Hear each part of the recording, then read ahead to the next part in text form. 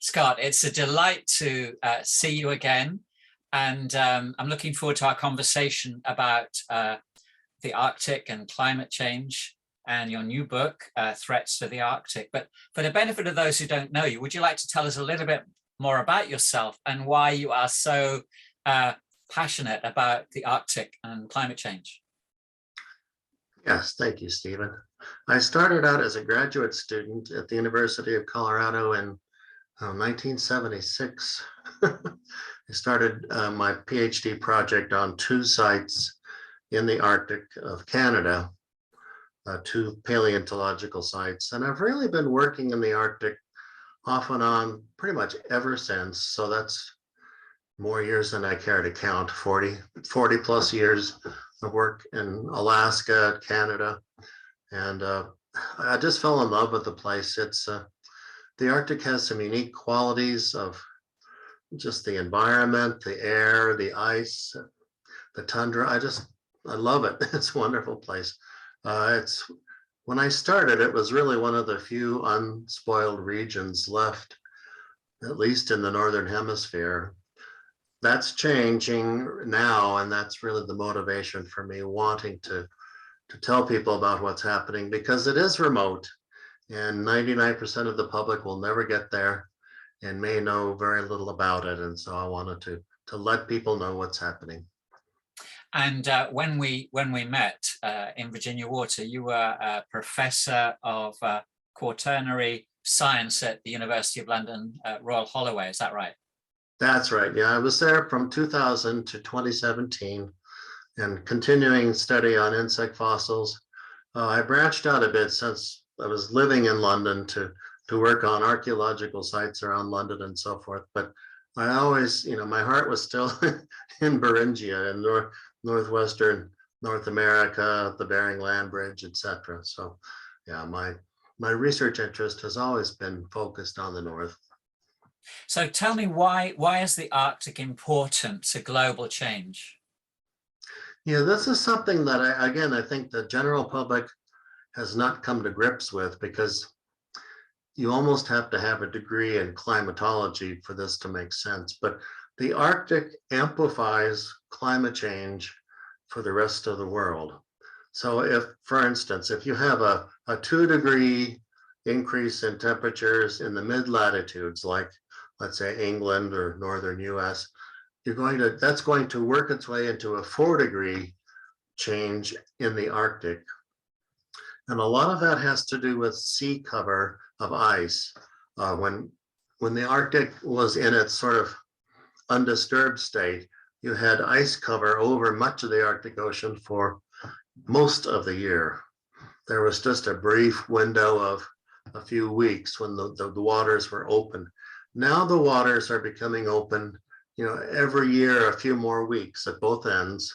The freeze up is taking place later, the melting is taking place earlier, and the ice itself is thinner. So there's more solar energy being absorbed by the dark colored water than is absorbed by ice, which reflects most energy back to space. So that's making the Arctic oceans warmer, and it's warming the land that it's adjacent, because most of the Arctic is ocean. It's a very wet region. There's not there's no big land masses up there. So that's why there's an amplification, and then that feeds back, because the waters of the Arctic cycle with waters as far south as the tropics. And because the Arctic waters are getting warmer, they're feeding that warmer water back south and warming the whole system. So that's how the changes in the Arctic climate are impacting the seas further south. Yes, and of course, once you have a warmer ocean, that starts to change all sorts of climate patterns, not just out at sea, but on land as well. And I realize your focus is on the Arctic rather than the Antarctic, but you said that the Arctic is mostly sea, and therefore the change of temperature is impacting the Arctic ice melting. It's not having a great impact on sea levels, whereas if the same activities occurring in the Antarctica, which is mostly land, it will, as it's melting, it's having a profound impact on sea levels, I believe. Yes, the only exception is Greenland, which of course is an ice-covered largest island in the world. That ice is thinning and the edges, the ice is flowing more rapidly out to sea. If all of Greenland were to melt, which is a distinct possibility in the next century, sea level would rise, they estimate between, let's say, 2 and 3 meters, which doesn't sound like much unless you live within 2 or 3 meters of sea level. So I'm afraid your house might be underwater. And, you know, London, all the towns that are built near the coast are going to be in trouble if that happens. If the Antarctic sea ice melts, we'll get 7 meters of sea level rise, which is, you know, would devastate whole countries. Mm. So why are the effects of global warming so strong in the Arctic? Yeah, it's the amplification effect that's warming waters that are moving south and then warming up the whole system. And another interesting aspect of this is that there's a circulation pattern in the ocean called thermohaline circulation, thermo for temperature, haline for saltiness. So as the system stands now and has been for more than 10,000 years, warm, salty water makes its way north past Great Britain all the way up to the Faroes and Lapland, etc. And bringing warmth to that region, even though it's very high latitudes. But that system only works if there's at the same time at the other end, there's cold, fresh water, meltwater entering the system and then flowing south. There is a distinct possibility that that whole reaction, that sort of moving waters back and forth, could stop. And if that happens, if the thermohaline circulation stops, ironically, even though in the midst of climate warming in the globe, Northern Europe will become like Northern Canada. So very, very cold, lots more freezing, etc. Like Newfoundland. Yeah, yeah. The same latitude. Yeah. You're kind of living in a, I won't say a fool's paradise because it's nothing to do with people, but you're so far north, you feel it with the change of seasons and then the shortness of the days. But you're really, you know, if everything else was equal, Britain should be quite a chilly place. And as you know, it's, if you get to -10, people are saying, oh, we've never had weather like this before. We're just cold and wet in winter and warm and wet in summer. Yeah. So how are the people in the Arctic being affected by climate change? Well, it's interesting. The sea ice is really the key element for them too. So there's several aspects to this. One is that the native peoples of the North, the Inuit of Canada, the Inupiats and Yupiks of Alaska, the Inuit carrying on into Greenland, they have always relied on stocking their larders with hunting from the pack ice in the winter. So they can walk, in former days, they could walk out or ski out or sledge out onto the ice and look for openings where a seal is going to be coming up to get a breath of fresh air before going down. So like the polar bears, they're seal hunting by being on the ice and looking for a seal to come up. But the ice is getting treacherous, it's getting too thin. They can't drive their little snow machines out there because they might break through the ice and go to the bottom. And people can drown as well. And so they're hunting, they're fishing. Again, they do fishing from the ice, even shooting migratory birds they've been doing from pack ice. And this goes back to time immemorial, that this is their way of life.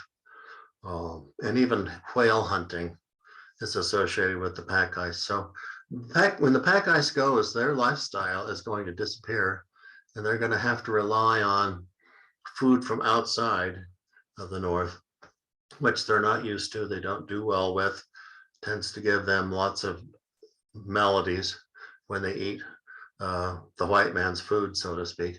So that's one aspect. Another aspect, which again, you couldn't have really foreseen this, the sea ice traditionally would come up and butt against the land for a long time. Let's say from late September to May, there would be, you could walk from the land out onto the ice. So winter storms, which are a fact of life everywhere, but especially nasty storms in the Arctic, the sea ice would protect the coast from wave action because waves can't form under sea ice. There can be little ripples, but the sea ice dampens everything down. So if you remove the sea ice cover, then you get waves crashing into the shore. And a lot of Arctic coastlines are they're not bedrock, they're loose sediments that are frozen. So mostly they're okay, but again, if you hit them with water that's not frozen, they melt, they slump off. And so whole towns, really, for instance, all of Western Alaska, every coastal town is now being eroded away because the sea ice is gone, their protection is gone. So it's an environmental disaster. And again, because they're so far north, people in Washington, D.C. don't pay a lot of attention to what's happening in the Arctic. There's very few voters. There's not a lot of political persuasion up there. So it's only now the US government, for instance, and the Canadian government are trying to, well, first they tried to ameliorate the situation by just building lots of protection devices along the coast, but they're all breaking down. And so what they're having to do is spend millions and millions to move whole towns inland a few miles or wherever it's safe to rebuild. So all the Arctic villages are going, and they're slowly one by one getting moved to higher ground. Depressing. Yeah. If I want to know more about this subject, particularly about the Arctic, where would you recommend they go on the internet? Well, I think a good place to start are the periodic publications of the Intergovernmental Panel on Climate Change, the IPCC, because they give really excellent overall summaries and regional summaries of what's happening to the climate of the world, rising sea levels, changing weather.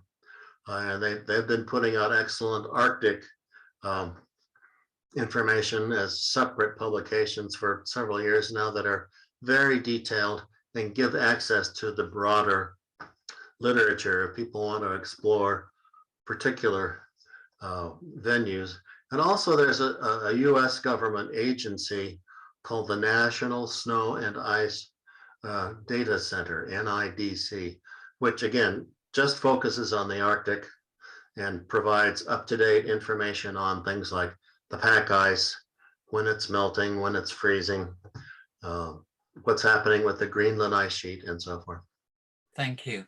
And you've just published a new book. It's called Threats to the Arctic. You've got a copy there? I'll hold up my copy. Tell us about the book. Why did you write it and what's it about?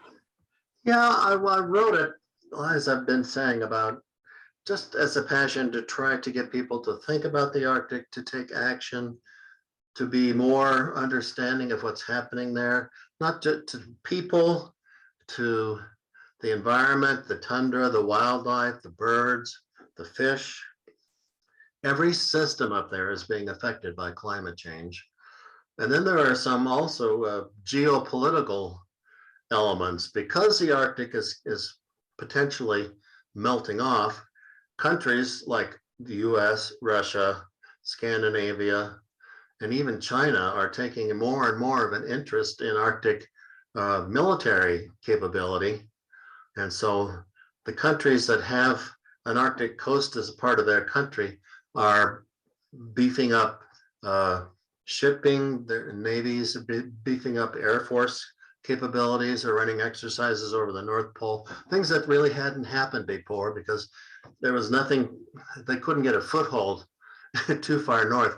But now that the land is unfreezing and the ice is going off the ocean, another thing they can do is sail straight across the North Pole now, or they very shortly will be able to. The shortest distance from Asia to Europe, for instance, is straight across the North Pole. So there's so many different implications, and I wanted to bring this together in one volume so that people could see how they're all interconnected.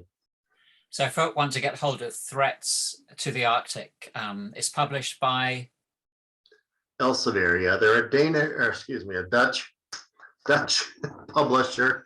They're the biggest scientific publisher of books and journals, so very easy to find them on the internet. If you just, actually, if someone just types in Threats to the Arctic and my name, they'll find the book very easily. They just have to save their money because it's not a cheap book. Scott. I'm so grateful to you for this conversation we've had, and we'll give a plug for your book on the internet. Scott, thank you very much. Thank you, Stephen.